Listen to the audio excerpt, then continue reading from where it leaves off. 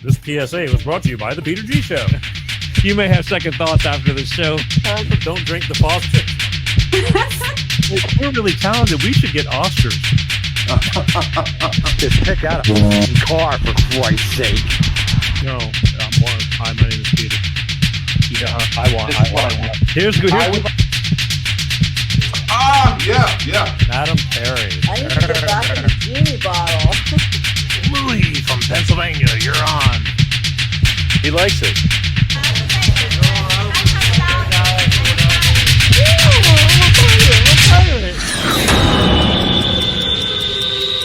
It's showtime.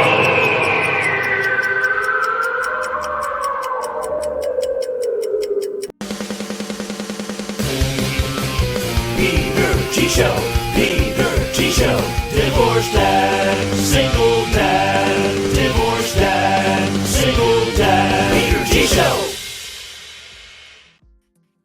That's right, it's showtime Wednesday, beginning of June 7th, summer. Hope everybody's doing well. How the hell is everybody? It's good to be alive, as always. I hope you're feeling the same way, too. Going to be a great show tonight. Another one of those packed with info shows. Speaking of life, tonight I'm going to have chiropractic neurologist and functional medicine doctor Michael Johnson on this show right here. And boy, do I have a lot of questions for him. That's coming up in a few minutes. So get your popcorn, get your drink, get comfortable. You're going to want to sit down and get a pad and pencil, or you can just keep rewatching the show and get all your info down. But it's going to be a great show tonight. Promise. Next week, before I forget, because last week I was all over the map and I forgot until later on. But as always, next week, I want to remind you, or letting you know, next week, June 14th, I'm going to have we're talk about something really different. And this is going to be really different. Paranormal investigator Brandon Collins is going to be on the show, and from Spooky Adventures 3, he goes around to cemeteries and tries to talk to spirits and into haunted places and things like that. And it's kind of weird how we met. I'm going to tell you about it on the show next week, but we met in a strange kind of way, and then we became friends. And I don't know, I'm kind of interested in all this stuff because I just don't believe when you die you become worm food. I that's me. But call me crazy. I do believe that there's a soul that, energy that lives on, but everybody's got their own opinions. No doubt about that. And, it is what it is, but you decide. But anyway, we're going to have a little fun, and we're going to talk to him next week, Wednesday, June 14th. Paranormal investigator Brandon Collins is going to be on this show from Spooky Adventures 3. That's his what he calls himself, and I just think it's kind of interesting. But anyway, speaking of speaking of interesting, so apparently I created people started getting pissed off at me last week, but if it sparks your interest, I mean that's how it works. But I don't do it on purpose. I'm just doing things. But these past couple of days, I started a little fire on Facebook for some reason, and people, again, we're all divided. Last week was a show I took on myself. I started talking about this and that, current events, the world we live in, and people start, I'm an idiot. Whoever doesn't agree with the guy who's calling me an idiot's an idiot. And can't we all just get along? It's going to take some work. But last week I ruffled a few feathers. So I'm sorry, but I will do it again, because at least you're watching. And again, I'm not doing it on purpose. I'm just bringing things out to your attention. And whether you want to, take what I say and throw it out the window, that's up to you. But I'm bringing, there's a lot of people that actually think that there's some sense to some of the stuff I say. Not all. And it's all good. You can't please everybody. That's a fact. But I do care. And even the ones that hate me or, think I'm an idiot or call me names. And again, right away, the minute they don't like what, when you're saying things they agree with, we're best buddies. The minute you say something that nobody agrees with, you're an asshole. And I still have no no hate or anything like that for anybody. Lots of people are misinformed. Maybe I'm misinformed, but nobody seems to bring anything to the table of worth to call in and to help inform me, except for the ones who really believe in things that they want to talk about. And I'm one of them. Anyway, sorry, but that was just so the fight is still going on. It was going on through this afternoon. People are arguing about fentanyl deaths and who's responsible for them and all that kind of stuff. It's kind of good. At least they're interacting. So that's kind of nice to see everybody playing together. But yeah. So anyway, look, coming up in 2 minutes, I'm going to bring Dr. Michael Johnson on. But first, before I bring him on, as always, I need to remind you, my YouTube got killed and we're rebuilding it. And I'm asking all of you to please, you might be watching from Facebooks or LinkedIn's or some of the other platforms, BitChutes and all these other places, but please go to the Peter G Show YouTube channel and just hit the subscribe button, because the algorithms that they have put in front of me for my channel you can't reach people if they don't let you be seen. So unfortunately, until I hit a certain number to where they start releasing and start letting me breathe again, I need you to go there and just hit the subscribe button. It's free, people. It's absolutely free. Help me out on that one, because it's rebuilding. They are really making it tough, but I'm not giving up, because YouTube is still a predominant channel for a lot of people, and I want to be part of it. I mean, I don't do things wrong, but every once in a while you say something that they don't agree with, and so they don't argue it with. You can't talk to them. They just shut you down. Part of our new culture. We're going to fix all that, though, in the coming years, I hope. So go hit subscribe. And for those of you who don't have time to watch the Peter G Show but you can always put an earbud in your ear, Google Peter G Show podcast, and find one of the 26 different platforms that we're on the audio plot podcast. You can look while I'm driving. I can listen to 300 shows out there. Look, see, and I'm listening, happy. Or while you're out exercising, walking, I do that a lot. I'm out walking, I'm listening to the shows because I want to see what's coming out of my mouth from a different perspective. Sometimes good, sometimes not so good, but it's all, with good intentions. But anyway, go to Google Peter G Show podcast and just pick one of the podcast platforms, Apple Podcasts, Spotify, Amazon Music, you name it, we're on it. So that's it. Last but not least, we're going to be back with Dr. Michael Johnson in 2 minutes after we get a word from my friends over at Clean Star Products with their DX1 driver fuel additive. Be right back. Let us help you with the high price of fuel. Hello, I'm Ty Thompson at CleanStarProducts.com. We can optimize your engine, saving you money and gas. Here's how. Our program works the same with gasoline and diesel engines. Whether you're using a car pack or SUV pack, the instructions are the same. Add 1 bottle to your engine oil, and each time you change your oil, add 1 bottle to the fuel tank each and every fuel fill-up. It's that easy. You get 10% fuel economy on average, lower emissions, and increased horsepower. DX1 sells for $2 an ounce, so for just a few dollars a fuel tank, you can optimize your engine, saving you money and gas. Come on, give it a try. It's the finest green-grade oil in the world from a California environmental company. You're going to feel it when you drive. Order online today. We'll get it out right away. CleanStarProducts.com/shop. That's right, CleanStarProducts.com. All I can say is it works. This little bitty bottle, add it into a clean oil change. It lasts the whole oil change, and then every time you fill up your tank, you put it in your fuel. You'll not only save up to 10% in fuel economy, you'll get lower emissions, less friction, taking care of your engine, smoother lubricity. Take care of your body, and your body will take care of you. Same thing goes for your car. Let's face it, people, gas is expensive. Cars are super expensive. Take care of yourself and your car. Go to Clean Star Products. They'll talk to you. If you want more information, just go to www.cleanstarproducts and ask them whatever you want to ask them. Tell them the Peter G Show sent you. That way they know I'm doing something. But again, it makes sense to save money. And now the moment you've been waiting for. Right here on this show. It's taken me a while to get him on the show. We kind of crossed paths sometime last year. And then life gets busy and we got disassociated again, and then all of a sudden things kind of come around again. And I truly believe, as I'm getting older, that everything happens for a reason. So, Dr. Johnson, if you're ready, just shake your head for me. There we go. All right. Ladies and gentlemen, without further ado, Wisconsin's own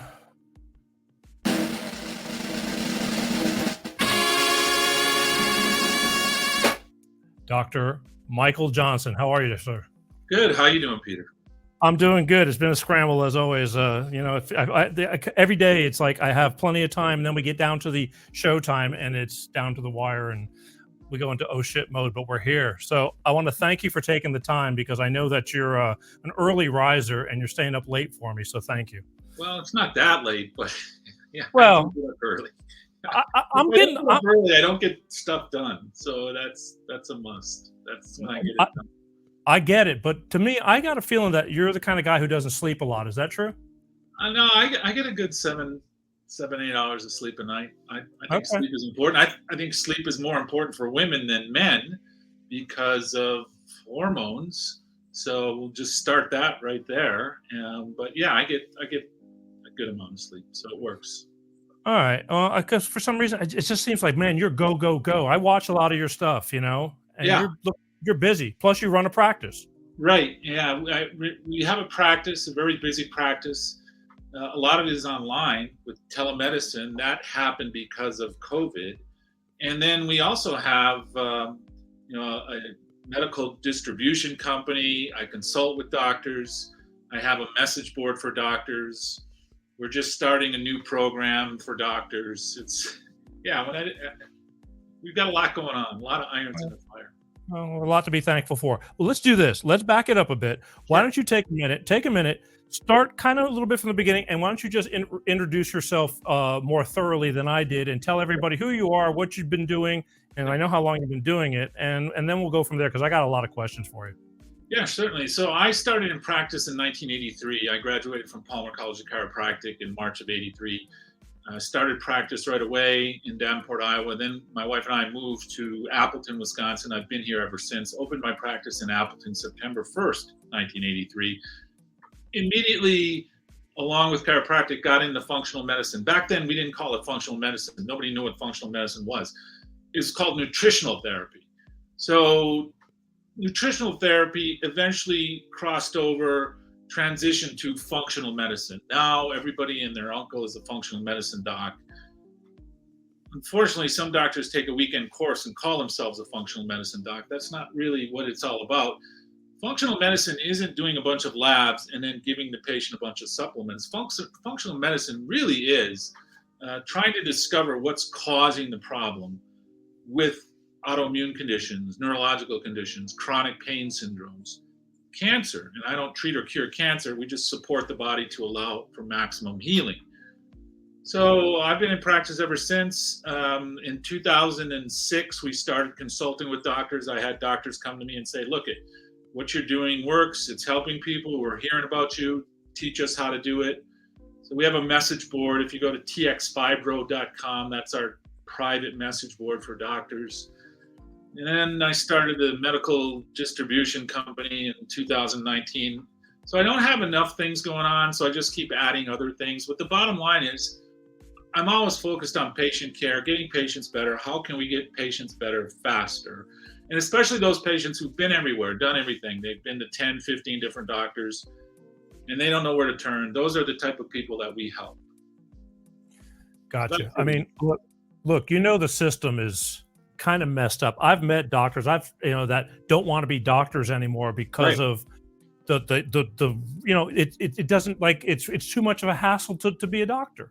Well, it's corporate medicine. That's what it's moved to, Peter. It really has, and it's unfortunate. And medicine itself, allopathic medicine, does a great job with acute care, heart attack, broken bones, strokes. If I'm in a car accident, I need to go to the emergency room. But when it comes to chronic conditions, as I mentioned, autoimmune conditions, neurological, chronic pain, they pretty much drop the ball. And that's where we kind of fit in that area of expertise to help the patient who's really had a problem for a long time. I get it. And we're going to get into this because I don't want to knock. I know there's a lot of good doctors out there, but it's changed. Yep. And they're under the gun, like watching the clock. They got so many minutes with you. That's exactly it. Yes. And somebody told it to me like this too, and I'm getting to believe it. And I don't blame the doctors; they're just falling into this pit. But they're saying most doctors nowadays are just becoming pharmacologists. Like the pharmaceutical reps come in, they tell them what all this does, and they just believe them and just start doing it instead of using their practice but their knowledge. Like you have 40 years of seeing what works and what doesn't work. Yeah, and that is so true, because I have drug reps who were patients of mine and are patients of mine, and they tell me the same thing. And that's really what it's boiling down to. It's a time factor. And so it's corporate-based medicine. It's business medicine. It's a business model. You have to fit into that business model. You have so much time. And a lot of patients will tell me, I try to ask my physician or my allopathic medical doctor a question, and he has his hand or her hand on the doorknob, and they can't wait to get out the door. And I feel pressured, and I'm not getting my questions answered.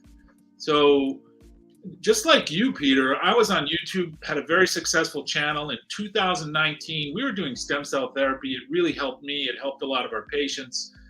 And YouTube shut down my channel, and it all went away. And as you know, when it goes away, they don't tell you why. They don't tell you how, where, nothing. It's just gone. So I swore that I'd never get back on social media. And just one of those never say never. A patient of mine last winter said, you have a lot of information to share. You should get on TikTok. I said, I don't even know what TikTok is, but I'll look at it. I thought it was Snapchat at first, but it's different. And so now I'm on TikTok. I've been on there 6 months, and I must be resonating with people, because we have 370,000 followers today, and it's growing, and people are looking for answers. And that's how I believe you and I connected. So I like what you have to say. I mean, to me, I could be wrong, but you just seem like a no bullshit kind of guy. Yeah. And you seem the same way. People don't want the fluff. It's just tell me what works and let's go from there. And that's really what it is. What you see is what you get. And not everybody, like you said, is going to like that. But at least you're speaking from your heart, and you're telling your truth and the truth as you see it. So, yeah, and people resonate with that. They're especially, I think, after what's happened with the pandemic, because as you know, and this has got me in trouble a little bit, so I'll be careful dancing around it. But what was said, and if it didn't fit the agenda, that wasn't in the news media. So 24 million people contract COVID and recover before the vaccine, but you never heard that in the major news sources. You didn't hear that anywhere. But it didn't fit their agenda, and if it didn't fit their agenda, they weren't speaking to it. So that's one of the main causes that got me banned. Talking about that, I had a great doctor, Dr. Artist, Brian Artist, and he was a big focal point on going around and investigating this stuff, and they didn't like it. And I'm going to have him back on, but now I just know I just will not. I'll turn the YouTube channel off when we're doing this show, unfortunately, but it cost me dearly. And now rebuilding is a bitch. They're really not letting me be seen very much. No, you're exactly right. And that's why I walked away from YouTube. Now I have a secondary YouTube channel, but it's nothing like it was previously. I was bigger than I was on TikTok on YouTube. Right. But you're right. Trying to rebuild that, it's like rolling a boulder uphill. And it really is. So I didn't want to rebrand and change the name and all that. And my daughter's like, just change your name. It's like, no, I'm not going to bow to them. I've worked too hard for this. But so going with the whole thing, and then I got so many questions for you. This is ridiculous. But doctors, we're talking about trust. And when that was all going on, and I was not an advocate for getting that. And a very close friend of mine, he says, well, I did. And I go, okay. I said, but I just not me. He goes, well, don't you trust your doctor? And I said, nowadays, I question everything, I said, just because he may have good intentions, but he's gotten lazy too and doing what he's gotten told. And they're saying, well, why wouldn't you trust us? Right. So trust is really a weird thing. Right. And what do you do? I mean, you go to these, you're praying that you got somebody that will look out for your best interest, but it's a weird line now. Well, another thing you're not hearing on the media, Peter, is that a lot of people who get I call it the hokey pokey, because you got to speak in tongues. Yes. And so a lot of people who get the jab, now they're finding they have severe autoimmune conditions. Kids are developing type 1 diabetes. adults are developing rheumatoid arthritis, and I mean severe rheumatoid arthritis. And I spoke to it today because I had a patient tell me her dad had it, and he's just been a train wreck ever since getting it. And so you're not hearing that in major media circles, major media outlets, and I don't think you will. But yet somebody has to speak to it because it is happening and people are suffering. So you get the people who are pro hokey pokey. I'll go with your word. I kind of like that because really now it really is. What if the hokey pokey really wasn't what it was all about? Nope. Yeah, exactly. And now they're discovering it. And again, I had to speak in codes. I know. Because otherwise, like you said, you're banned. You're gone. Yeah. You're out. It's the worst form of censorship, not knowing what you can and cannot say.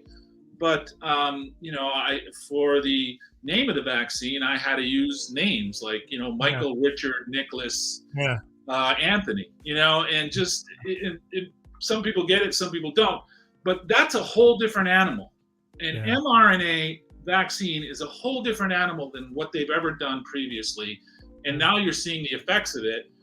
And I think eventually it's going to have to be spoken to, and it will have to be addressed because so many people are suffering. I think the next 20 years, a lot of people are going to be checking out from things that just pop up that look like have nothing to do with anything, but but yet I think that it's going to be. But again, that's just my opinion. I'm an idiot, as I was told the past 3 days on Facebook. I should get off and stop broadcasting my garbage. But anyway, we're going to move. We're going to get away from that just so I don't slip into deep. You should. Yeah. Because I got you on YouTube for tonight, and it'll live on in YouTube, and I want it to. But the thing is, it seems to me that not only are you a doctor and you're doing all this stuff and looking into natural medicine. I mean, and you got like 7 or 8 books, right? Yeah. So I wrote a couple of regular paperback hardcover books, and then I transitioned over to ebooks, and then through the years you learn things. So I have to go back and rework them, and basically when I wrote those books, I was not into looking at stored iron as much as I am now. So stored iron it's your ferritin, and we'll just speak to this real briefly, but your ferritin is stored iron. It's not circulating iron. So you could have high stored iron and you could be anemic, have low circulating or serum iron. Well, high stored iron can cause pain, can cause numbness, it can cause fatigue, it can cause joint stiffness, it can cause heart conditions, it can cause liver conditions, it can cause a host of things, kidney ailments, and yet nobody really looks at it, and nobody really addresses it, and nobody knows what to do with it. And so I have all these people coming to me, and one of the big things is inflammation. So high ferritin causes inflammation, and ferritin normally should be 20 to 50, not 200 or 150. So ferritin, fibrinogen, C-reactive protein, homocysteine, you've got to look at all these inflammation markers because inflammation plays a big part in illness and disease. And nobody's really speaking to that again. And so that's where I would need to add that into my book. So I've kind of pulled my books back when I find the time, reissuing them with all the new information that I've learned, because I wrote those books about 8 years ago. So, they're dated as far as I'm concerned in what I've learned since, and I'm constantly learning. I get it. I mean, inflammation really is, I'm loaded with inflammation, and it's sad, and I'm trying to, and the only time, and it's amazing because I had to have a foot surgery a couple of years ago because I had a bone in my arthritic toe. And so they gave me for, what was it?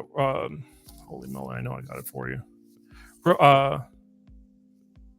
Indocin, a pill called Indocin. And I swear, if I take one of those, it makes me a little queasy, so I'll take it at night before I go to bed, but I can go jogging the next day.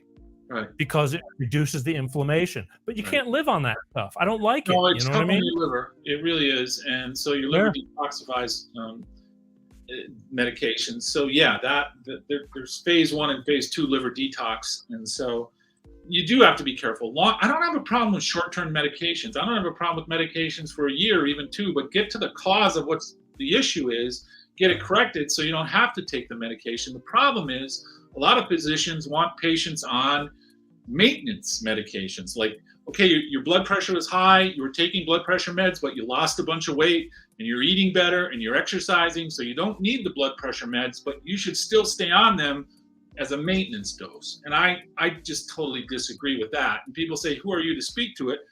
I've been in practice 4 years. I've seen what it does to people. And people bust on me because I wear scrubs. I wear scrubs because it's like wearing pajamas. And I show up at my office in the summer with shorts and a golf shirt and flip-flops. Patients don't want to see that. I don't want to see that as if I'm seeing a doctor. So that's why I throw scrubs on, not to play medical doctor, but to just be comfortable in my own skin, in my own office, and help patients. I don't see where that would make a difference. I mean, wearing scrubs, I thought is kind of, I recently went through it. Ears, nose, and how many people bust. Well, dealing with the public, you always get the people. There are some people, Peter, you know this. They're so miserable, they want to make everybody else's life miserable, and those are the people that really give you the pushback. It's not the majority; it's the small minority, and you just have to tune them out. Especially if you're some people are in pain and it just they're just tired of being in pain. And I had an old man that I used to take care of, and he was always in pain. I mean, he was fused from the neck on down to his butt, and he was a mess, unfortunately. And it just kind of vibrated to where he just got tired of being in pain, that he became miserable. I mean, it was just hard on him. But you were just talking about cholesterol, statins and things like that. Yeah. I've been hearing a lot of things now that statins, like, get off of them. There's been a lot of beautiful lead. And so that comes back to ferritin. So high ferritin causes low magnesium, and low magnesium will cause your liver to produce an enzyme, HMG coenzyme A, which just causes your liver to produce massive amounts of cholesterol. 85% of your cholesterol is made in your liver. The other 15% comes from your diet. So cholesterol doesn't come from your diet. That's where this low-fat fad really took a dive off the cliff, and people started to realize, look, I can eat eggs, I can eat grass-fed beef, I can eat free-range chicken, I can eat high-fat foods like avocado and olive oil and coconut oil, good fats, healthy fats, and it will actually lower my cholesterol and lower my weight. So what I tell patients is get your ferritin checked. Okay, if it's high, there's something called IP6. It's a inositol. It's a variation of a B vitamin, and that will lower your ferritin. I don't recommend going out and giving blood because that doesn't do anything to help your liver. IP6 will help your liver. So if you lower your ferritin, you're going to lower your cholesterol. You won't need the statins. The problem I have with statins is you need cholesterol. You need cholesterol to make hormones. You need cholesterol for your nerves. You need cholesterol for your brain. And medical doctors will say, well, the brain cholesterol is different than the body cholesterol. No, it's not really that much. And I've shown all the research on my TikTok videos. But your cholesterol should be about 200 to 220. Most cardiologists want it down around 100. So then you have all of these people my age in their 50s and 60s who are now having very low testosterone in men, low estrogen, obviously, with women, and they're on hormone replacement therapy. And then on hormone replacement therapy, there's something called a Dutch test. It's a urine test for hormones, and it shows the pathways. Well, if your pathways aren't working, you could end up with prostate cancer in the male, breast cancer in the female. So it's all of these factors that they're not really looking at. It's just too easy to throw medications at people like a statin, not do any research into what's causing the high cholesterol in the first place. And that's my beef with it. It's just too easy to throw pills at it. And statins are a billion-dollar industry, billions. So, but do you think that, not every doctor thinks the same way because it is a practice based on experience. What would you say the percentage of doctors know where to go looking? Not a lot, especially medical doctors. Nowadays, they're getting lazy. Pill. It's the medication. There's a pill for every ill, and if there isn't a pill for the ill, they don't want to believe it exists. A perfect example is Hashimoto's thyroiditis. They don't even check for it. They don't even test for it. They don't have a pill for it, so they don't address it. They ignore it.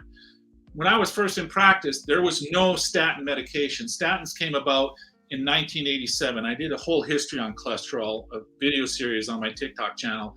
And what happened was, once it started to really find its place that they have this medication for cholesterol. When I first started in practice, 300 or lower was fine.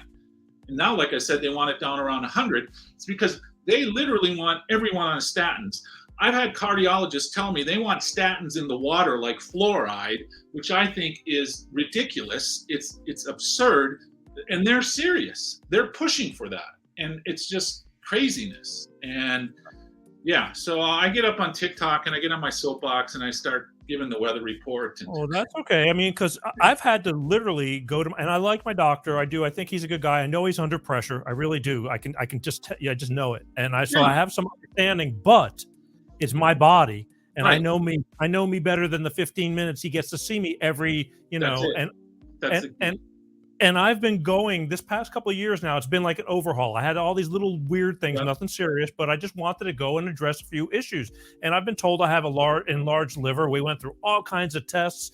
Nothing shows up, but I just, if I have I've had it since I was a kid. I just feel it, it's a little bigger. Yeah. But now they're telling me the past 2 blood tests, my cholesterol's been high. And I'm not doing anything different, and I went to a dietitian and she says, well, you should get on statin. I go, no, I don't want pills. She goes, well, then try more fiber. And so I'm trying more fiber. What's the real deal? I mean, to naturally just kind of bring it down.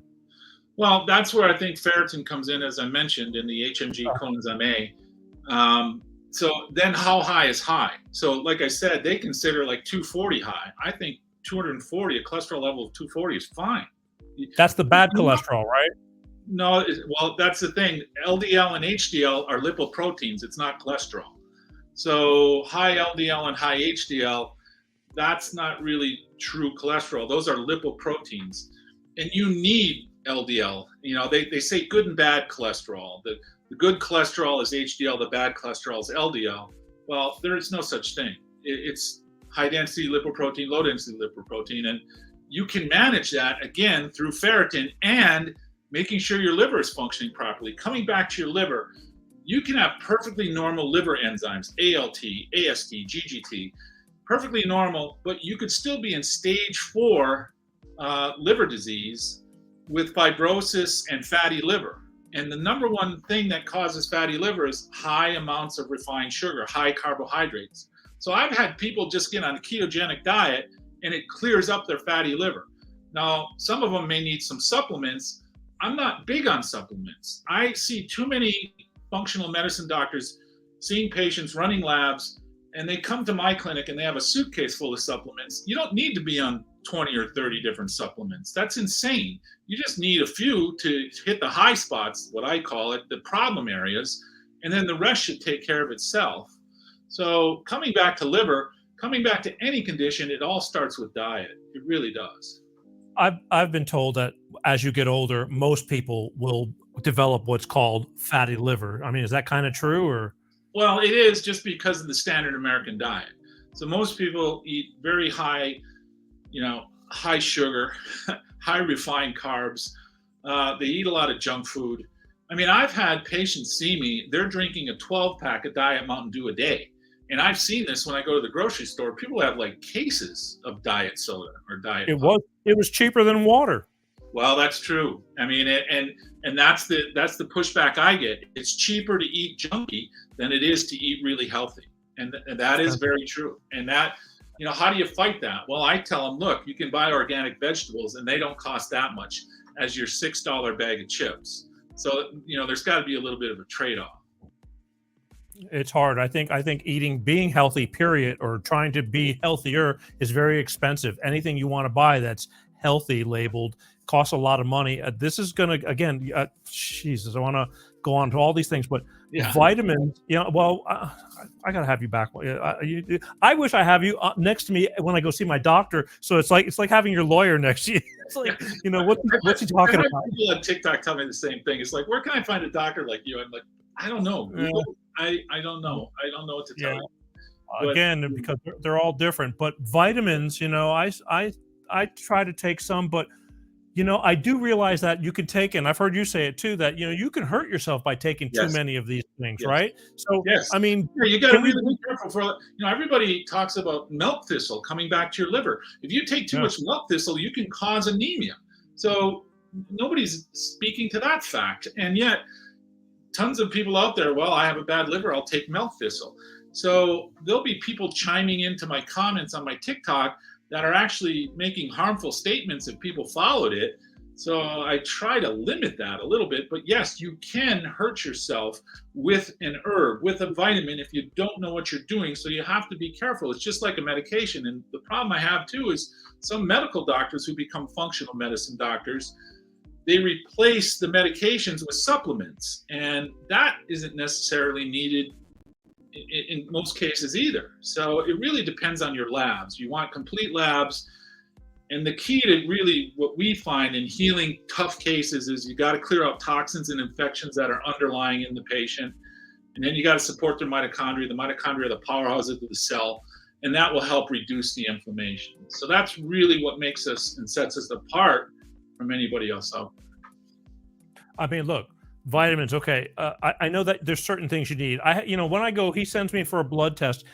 Just because I'm getting a blood test doesn't mean that they're looking at everything. That I didn't realize either. They're only looking for a couple of things. So my vitamin D was low. So I take, 2 chewables every day for vitamin D. But basically, what does the body have to have? I know you kind of need magnesium and zinc and things like that. Magnesium is a really huge player. There's 5,000 interactions and chemical enzymatic interactions that magnesium works within the body. So I always have said, 40 years ago, I was saying you need air, you need water, you need magnesium. Magnesium's like the top 3.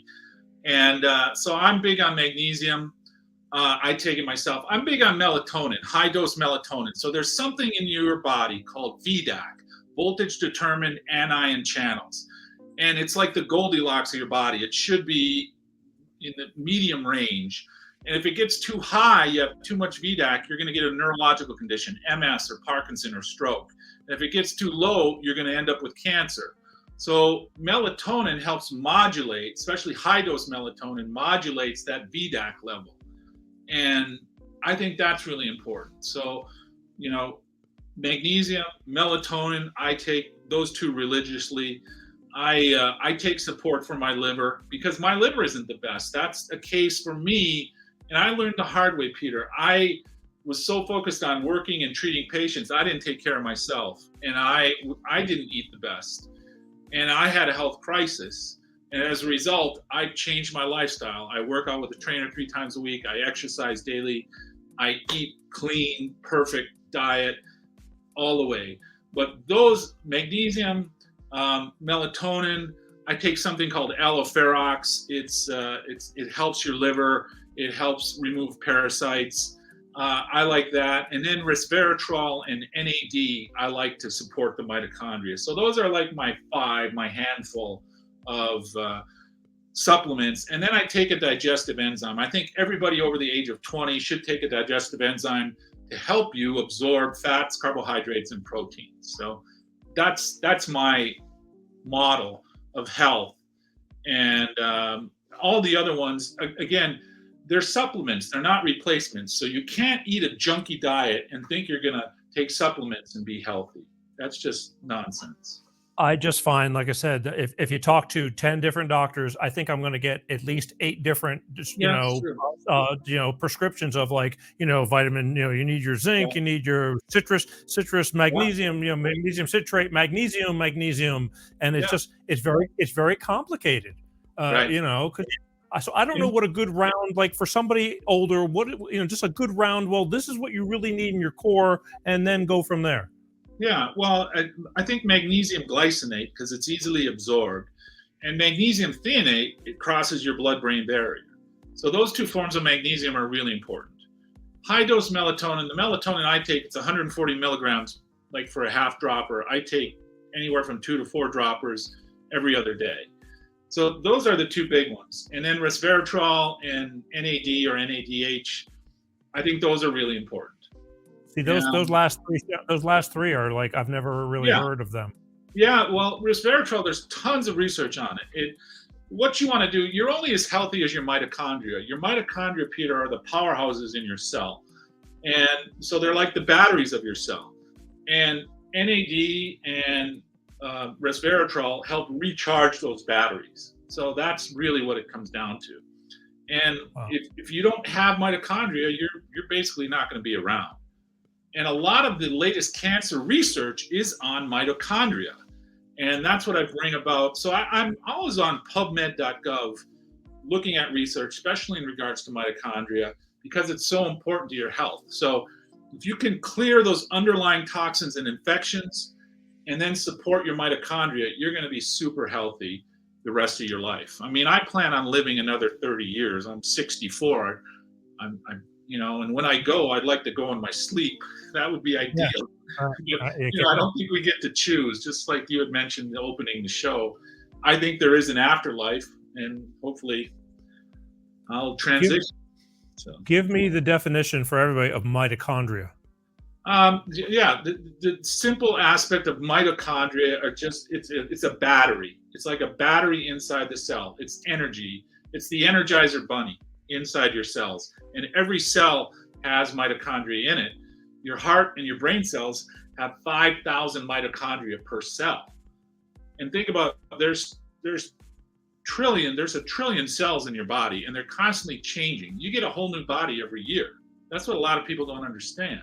Then why do I have the same problem year after year after year? It's because of that blueprint, and you've got to change that blueprint. And the mitochondria do that. Wow.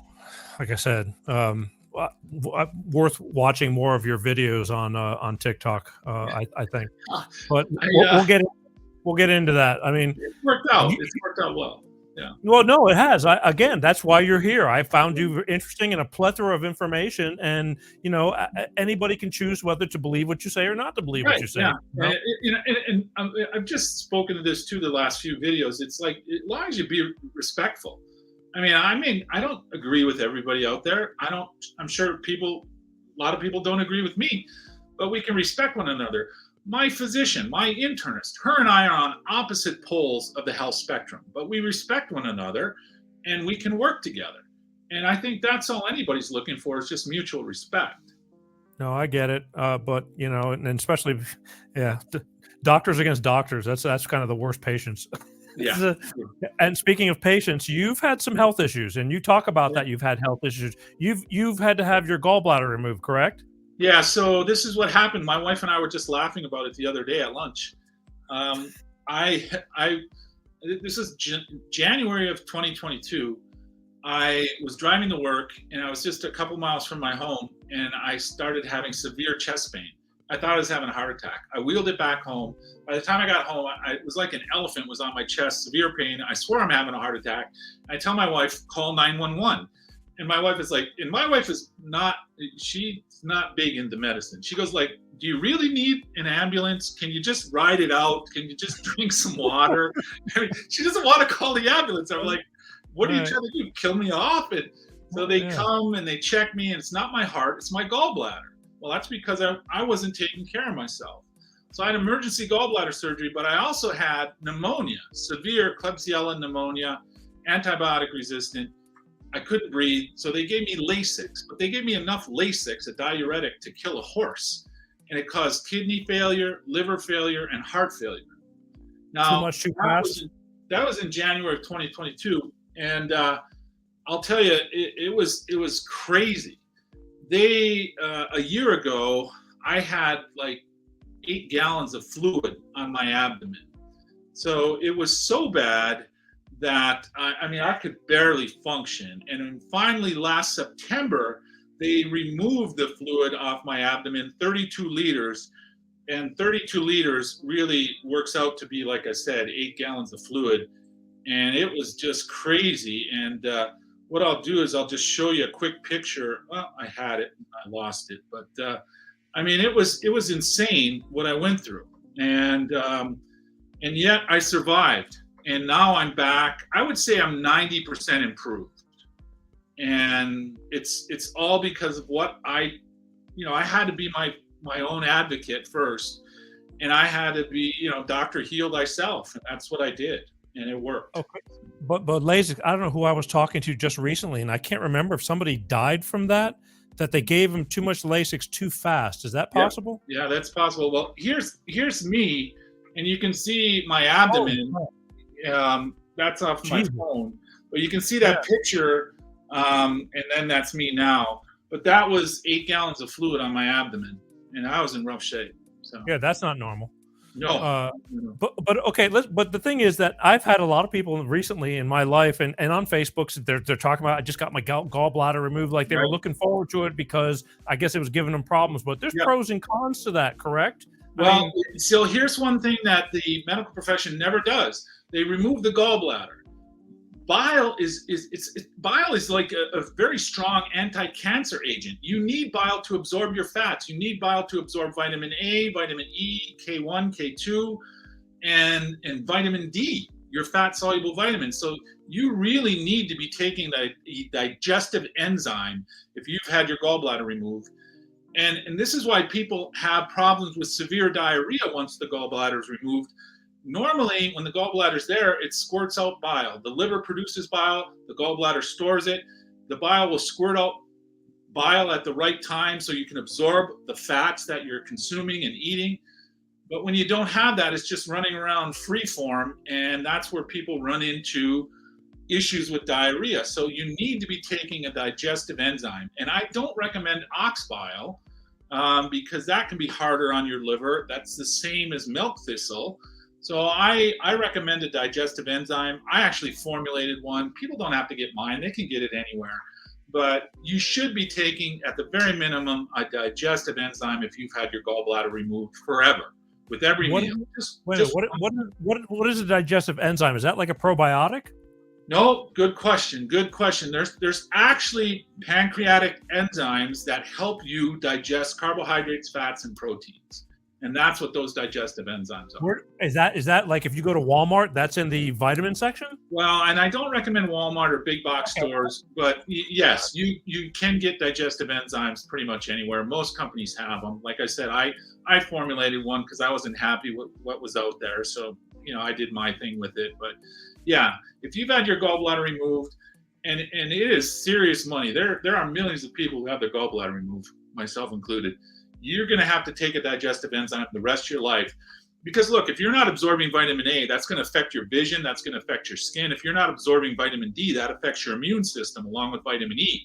If you're not absorbing vitamin K1 and K2, you're going to deposit calcium in your arteries and you're going to die of a heart attack. So you're going to deposit calcium in your thyroid. You're going to have heart issues as a result of hyperthyroid. So you need to be taking a digestive enzyme. And no physician recommends that because no physician is trained in nutrition. They get an hour of nutritional training in their medical school, and then it's just all drugs and surgery. And if it doesn't fit into that drug and surgery box, they don't really know. Yeah, but I'm talking to you now, and now I'll know forever. It's because I know a lot of people who got, that have past gallbladder removed and have little issues.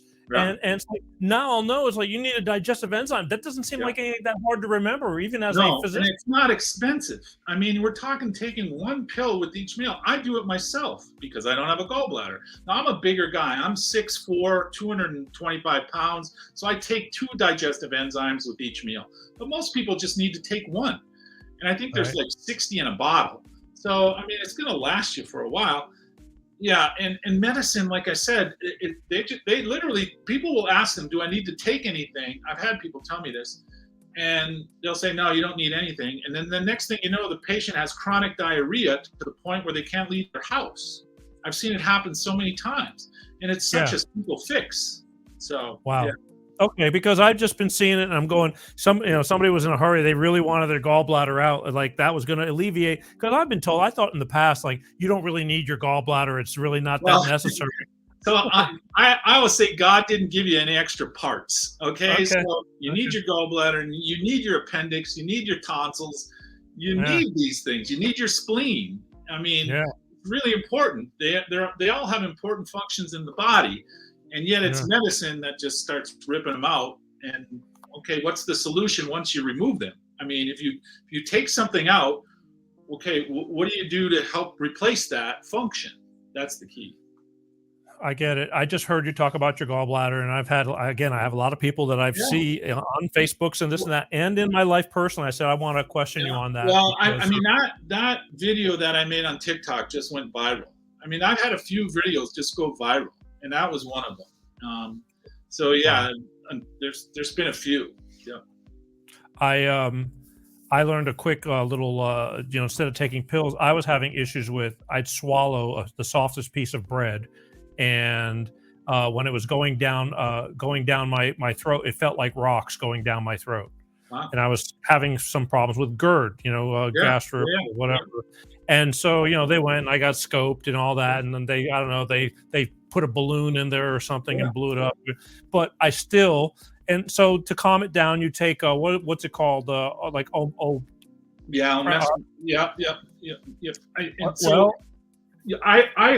where digestive enzymes come in. So the reason people get GERD or acid reflux is because when they eat their food, they're not digesting it.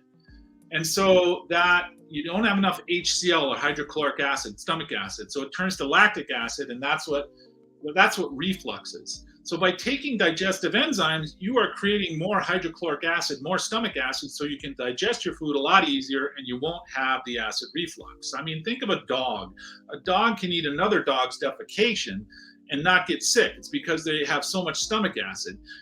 Those people who have GERD or acid reflux actually need more HCl, more stomach acid, so it doesn't turn over to lactic acid when they eat food, so it doesn't reflux. And that comes with digestive enzymes. Again, just a simple fix. And yet medicine doesn't say anything because there's more money in the drug. There's more money in the purple pill, I didn't want to take that every day or every 3 days or whatever. So I started, somebody turned me on to apple cider vinegar. Yes, and that's a great one too. And I highly recommend it. The key with apple cider vinegar is you want to make sure the mother is in it.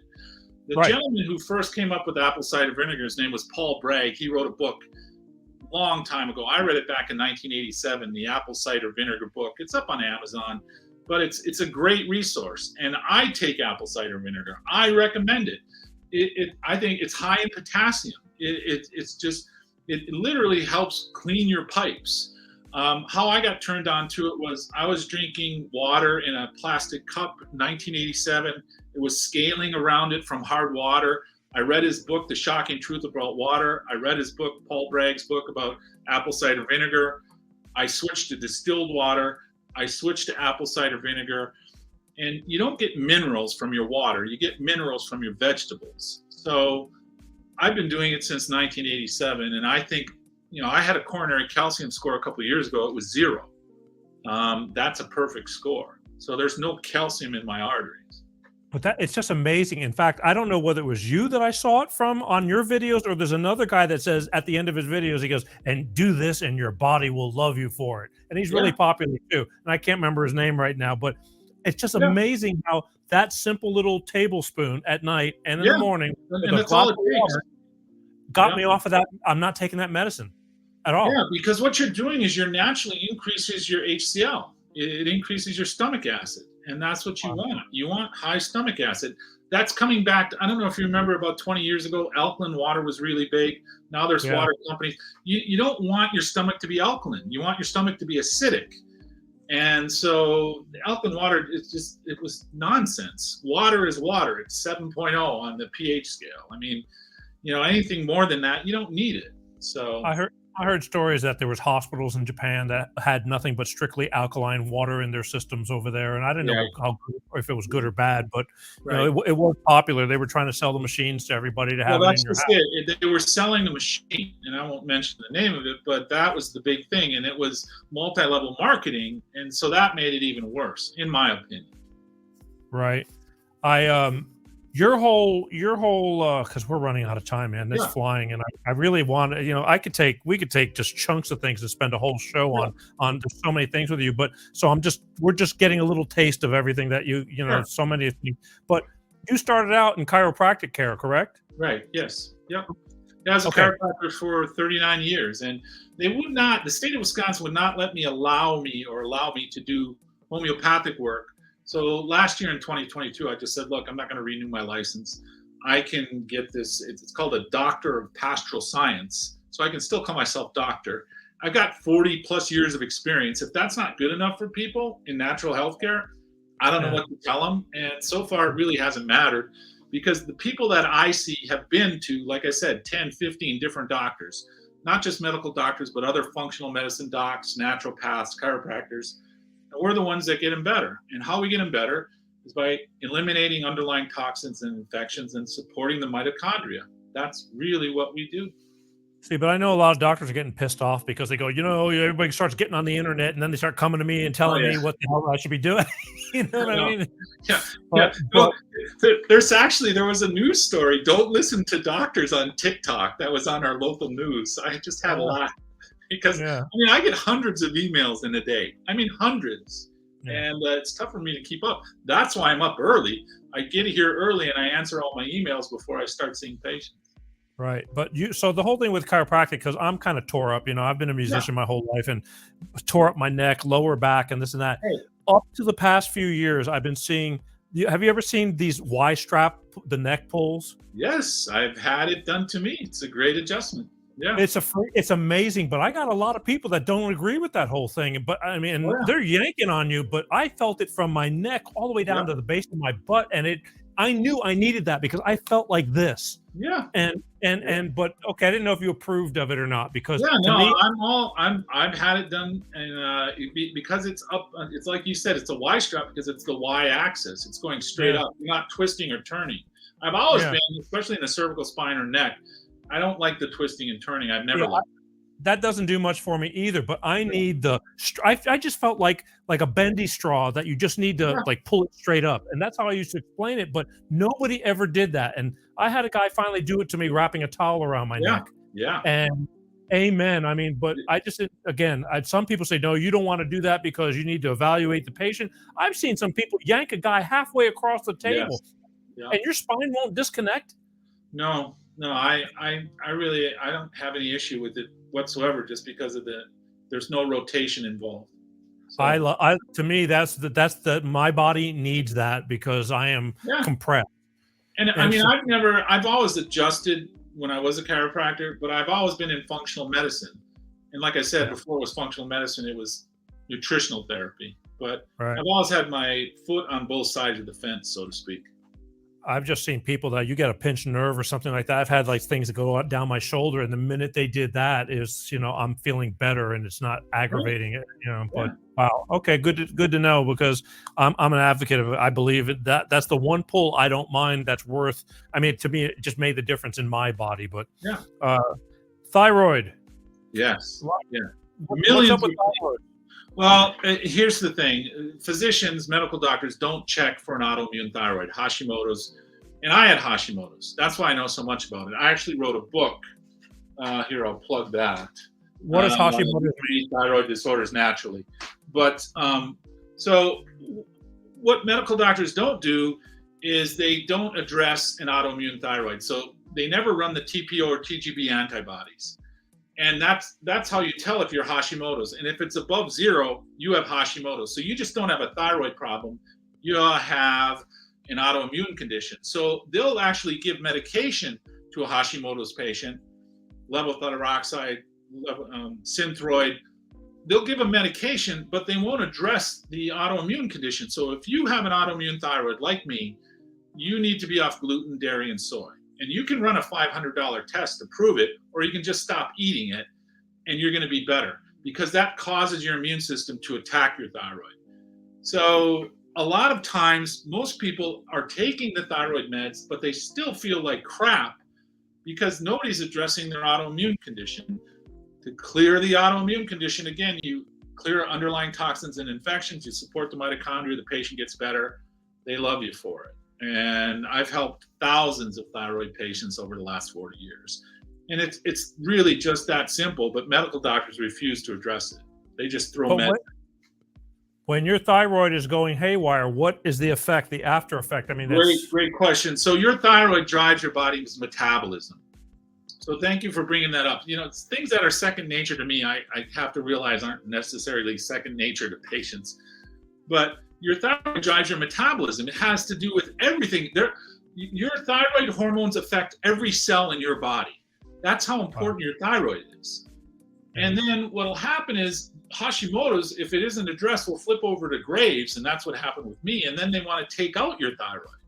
And then when you don't have a thyroid, that's even tougher to work with the patient. So I tell all patients, make sure they check your TPO and TGB antibodies. Make sure that, it's just hypothyroidism. But 90% of hypothyroidism is caused by an autoimmune thyroid. So the thyroid, like I said, you aren't functioning. You aren't able to function on a daily basis without your thyroid up at its peak optimal potential. So you're going to be fatigued. Your hair is going to be falling out. You're going to have gut issues. You're going to have a host of symptoms, and it's all related and tied back to the thyroid. Even heart conditions, tachycardia, increased heart rate, irregular heart rate, AFib can be related back to thyroid. I'm telling you, it's complicated. And if you don't know, you're relying on whoever you're going to, and you put your trust in them because that's your doctor. Right. It's like, and I don't blame some of these guys, but again, it's your life. You walk out of there, they're on to the next. They don't mean anything bad, but knowledge is power. Right. I mean, especially if you want to. I've always said, Peter, the internet is a great equalizer when it comes to healthcare, because people now literally can do the same research as their medical doctor. If you go to pubmed.gov, that's where all the research papers are. I think a lot of people just don't. I mean, just in this day and age of current events, I mean, people are headline readers and they go by whatever the first sentence that is told to them. And, if they saw on the news today that says that apples is going to give you congestive heart failure eating apples, they're going to, well, that's what they said. It's like, I mean, it's unfortunate, but it's very, very true. One more thing I want to touch on, because to me, it hits home too. But then we're out of time. Neuropathy. Yeah. Neuropathy is something I've seen, and my mother had neuropathy to where she couldn't walk anymore. I had some other people that I've known, and I see it a lot. I see a lot of advertisements for, we can fix your neuropathy. Is it something that's curable? Well, yeah. So I know neuropathy firsthand because I have peripheral neuropathy. I've always said God gives me these things, and then I have to figure out how to fix myself, and then I can help others. But that's how I got into my medical equipment business. There's a product that we use called Synexus, and a lot of doctors around the country use it. It's probably the best thing I've seen to help with neuropathy. So neuropathy is pain and numbness in your feet and hands, peripheral neuropathy. That's the easiest way to describe it. And some of it can be related to having chemotherapy. A lot of people who have cancer and have chemotherapy, they don't bother telling them you're probably going to develop neuropathy because it's killing off your nerves. So that can be corrected. Diet is really important. That's where I recommend a ketogenic diet. People could help themselves so much by just eating a low carb diet, maybe 30 to 50 grams of carbs a day or no carbs. That's really important. B vitamins, a B complex is really important, especially B1 with neuropathy. And then you have to stimulate those nerves. You have to get those nerves refiring again. And like I said, that's where it's called the Synexus Neogen system. We use it in our clinic. That's how I developed my business with the medical equipment, and I've helped other doctors do it. And that's how I've helped consult with other doctors. So there's 400 doctors that I consult with. I started consulting in 2006. And then we've added more since peripheral neuropathy came in with Synexus. So if you go to txfibro.com, that's our private doctor message board. You'll see an old picture of me because I haven't had time to change it. But yeah, that's it can be addressed. It can be addressed successfully. The pain will go away first. Those are small nerve fibers, type C nociceptive fibers, they're called. The numbness was usually the last to go. In my case, I had severe pain. It's like somebody was sticking an ice pick into my feet, especially at night. It would wake me up. I don't have the pain anymore. I have a little bit of numbness in my toes, and honestly, I can live with that. And so that's really how you help patients with neuropathy. Is that something you have to constantly do, or for the rest of your life, or? No, for me, it was kind of like, for lack of a better term, one and done. I mean, I went through a series of sessions, but I haven't had to go back to it. I haven't had the symptoms since. No, so. I mean, because I just remember, my mother saying her legs felt like logs. Right. She couldn't, you couldn't feel them. She started falling until by the time she was 90, 91, she was in. I mean, she lived to 93, so I guess I'm pretty lucky. But, well, but it was a bitch. That's one of the criticisms of chiropractors. Is it's always been, once you go, you always have to go. And I tell patients, look, I like you, but I don't want to see you the rest of your life. I want to fix you, and then you can help me help others by telling people I fixed you. So See, but at that time, I mean, this wasn't too long ago. It was, Right. you know, in the mid 2010s, 11s, 12s. But they were saying there's nothing we can do. well, And medically there isn't. You're right about well, that. You're right. It's again, unfortunate, but it's true. yeah, I mean, because when she lost her mobility, that changed the whole game, and That that was that is a game changer. And the number one cause of death in the elderly are falls. And then you yeah, throw in neuropathy. They can't yeah, feel their feet. They get up at night to go to the bathroom. They take a yeah, fall, yeah. and it's not good. Yeah. Look, well, you know what else is not good right now? I'll tell you what's not good right now because We're out of time. yeah, we're out of time, and this is like it's just boom, it's gone. And I'm glad we got to touch on a lot of things. I mean, but Yes. you're a plethora of information that I really would love to share with my audience, in more detail and bigger chunks. But I think we took a good grasp Yes. of what you're all about. And if people want to find you on the internet, you're again really predominant on TikTok. Yes. If people but Yeah, so if you want, Dr. Michael L. Johnson 1 on TikTok. And I'm that- pretty much there just because of your experience and my experience on YouTube. Same thing, I kind of had the same thing with Facebook. And so that's why I went over to TikTok. So, yeah. I don't think a lot of people understand TikTok though, because there's a lot of stupid stuff on there. Yeah. There's a lot of funny stuff on Dancing. there, Yes. but there's a lot of people that know what the hell they're talking about on there and speak their minds and talk about things on there too. Well, I was surprised that they said there's 150 million Americans on TikTok. That's almost half the country. So, I mean, that was surprising to me. I don't know what the number is, but you find out how even our Congress, when they were grilling Yes. that guy, they really didn't know what they were talking about to him. They just knew that it was like TikTok bad, and Yeah, and so. exactly. That's exactly what it was. But it's a plethora of it. There's a lot of good. You just have to pick and choose your Right. information. But I've been getting better information and better news from people who are well versed on TikTok, such as yourself, than places that are generically on the boob tube. And it's really, really sad. But I want to thank you for giving us the time. I know you're a busy guy, but I'd love to have you back a few times a year just to whatever's on the top of your mind Yeah. to share, because I dig what you do. And like I said, I wish I had you in my doctor visits with me, or at least with an earpiece. It's like, tell them you need to do this, because they don't mean it unintentionally, but Right. I just think that they unfortunately can't care for you the way they used to care for you, and it sucks. I agree. Medicine has changed. It's corporate medicine now, unfortunately. Yeah, it sucks. My parents' physician, I was very close with them because as you get older, they're going to the doctor all the time. Right. Yes. And I was 2,000 miles away, but on the phones constantly with them, and because I cared. And he retired out as a younger doctor. And he retired out and opened up a brewery because it was just too much of a pain in the ass to be a doctor. I have friends who have gotten out of medicine just And because they retired early. Same thing. It's sad. It's just very, very sad. And he was cool, and they were really good, and they knew we cared, and they cared, but his hands were getting tied, and Right. it just now there's programs they want to put you in, and Right. again, they're under the gun, and it's very sad. But I'm glad you take time out of your own life and put out all this information on TikTok. Just so everybody knows, he's got a plethora of specific videos for certain, for all these things that we've been talking about, and then some. And I didn't get to check out your YouTube too much, but you do have a good bit of stuff on there too. But the TikTok is just blown up crazily. Right. Yeah. It's really taken off. Obviously, there was a need for it because it surprised me. And Well, even my kids, we have 5 kids. They just laugh about it. So yeah. well, you're doing God's work. That's all I can tell you. Thank you. So Dr. Michael Johnson from Appleton, Wisconsin, Applebee's, Wisconsin. I was thinking about that today. Yeah, I've been there.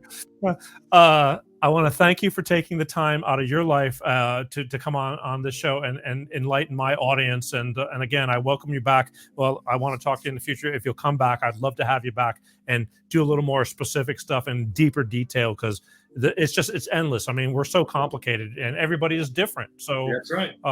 you need to know what we're doing. So last look at right here, Dr. Michael Johnson from Appleton, Wisconsin. If you want to find Dr. Johnson, go to drmichaeljohnson L Johnson 1 on TikTok, and he's got tons of stuff. But wave goodbye to everybody. And Thank again, you. I appreciate it. appreciate it. Thank you very much. I do too.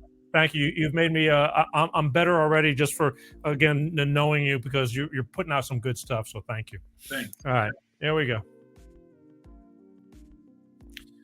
Huh? Last shot. Find them on TikTok, everybody. And if you don't use TikTok, go use it. It's not going to kill you. I promise you. They're not going to infiltrate your information.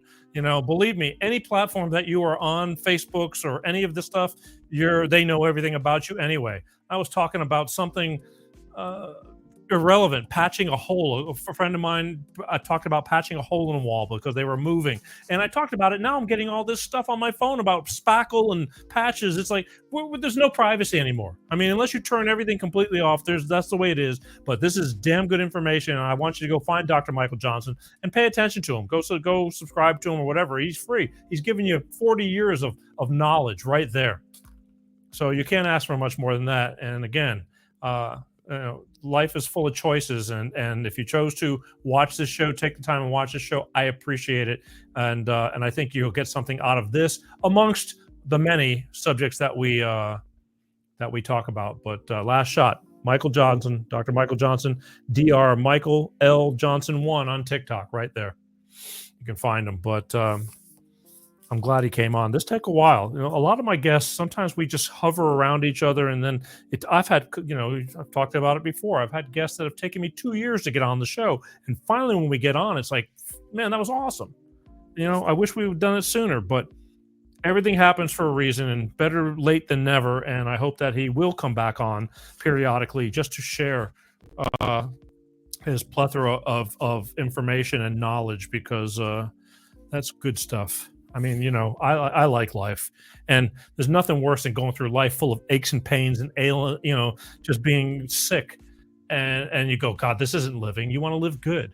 So little things, just simple little things. I'm taking this stupid little, apple cider vinegar, the mother, Bragg's apple cider vinegar, and it fixed my pain of me swallowing and acid reflux. It's just, simple, but who knew?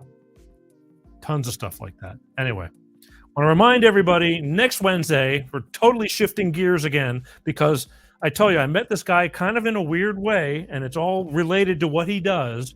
But next Wednesday, June 14th, paranormal investigator Brandon Collins from Spooky Adventures 3 is going to be, he's another TikToker, but he's going to be on this show, and it's just a very strange story how we met, and we're associated with the same town that, I grew up in, and I'll tell the story then. I want you to tune in, but he likes to try to talk to spirits and find energy. He believes in energy, and that, we are alive, and even after death, and just in a, think of a TV channel. There's 3,000 channels playing all at once on your TV. But right now you're only watching this one. But if you change the channel, there's something else going on that channel. It's the same thing. At least that's the way it's explained to me, and I kind of think it's a good explanation. We just can't see it unless you change the channel. Anyway, it's all good. June 14th, next week, I want you to check out paranormal investigator Brandon Collins right here on this little old show. I want to thank everybody for watching. One last request again for the YouTube. Please, please, please just go over to YouTube and subscribe if you haven't already. It's really important to me, because I got to get my numbers up before they'll start letting me be seen more. But again, it's a catch-22. I can't be seen more because nobody's seeing me to get the numbers up. So I'm asking you, the ones who may already be watching me on LinkedIn or some other platform that we're on, you might not be on the YouTube. Just go over there and do me that favor, please. I'm really working hard for you guys, hoping I'm bringing something of worth into your home, or wherever you may be watching this from, and just do that for me so I could just start seeing if I'm going to make a difference over there. We're doing fine, but I want to keep on doing fine. I want to do finer.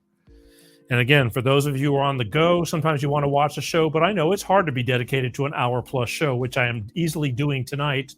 And, you got to go to work. You got to leave. But take the show on the road. Put an earbud in your ear and just Google PeterGShow podcast. And we're on 26 different platforms and growing. And you can take the show and at least listen to the show. I try to make most of the shows to where if you're not seeing it, you can still understand what's going on. Every once in a while, it's a kind of visual moment here and there, but Most of the shows translate well even to audio without the visual. I love visual because sometimes I like to show some funny stuff, but again, you can't win them all, but majority, everything's working well. And that's it. Tune in next week. Again, thank you, Dr. Michael Johnson, for coming on the show. And as always, life is a bitch. It really is. I'm telling you, I was watching that little war that was going on Facebook, all because of something I said, and people proing and conning it really makes you think. It's like we're arguing amongst each other, and it's like it's so unnecessary, man. And life is short. But each side agrees to the core that they are correct. I don't mind being wrong, but I'm a messenger, and I bring on the professionals. And even then, there's people who are not going to agree, and you're going to butt heads. But we don't have to hate each other. We just agree to disagree. There was a time when we do that. Now it's gotten so personal. It's so friggin' personal, and it's a shame. So please be kind. Try. You don't have to be an ass. But you don't have to take shit from anybody either, too. There's a certain limit, where you go, okay, enough's enough. But just try to be kind, because life is too damn short, man. Facebook's cool about bringing back all those memories from years ago. And it's just, man, how fast time goes. So just be kind. Try. Forgive. It's not, hatred is just nasty. And unfortunately, the ones who just disagree with you, they just get nasty real quick and just tell you to screw off. And it's not your problem, it's theirs. But I love you, and I love you for watching the show. And I'm inviting you to tune in next time and check out all the shows from the past. There's tons of shows of all different, issues and things that we talk about. So I hope there's something in there to find that you're going to find interesting and informative for you, because it may make a difference in your life, something you can relate to. So my name is Peter G. As always, I love you guys for tuning in, and we'll see you next week. Same time, same channel. I love you guys, and peace out. PeterGShow, PeterGShow, divorce dad, single dad, divorce dad, single dad, PeterGShow.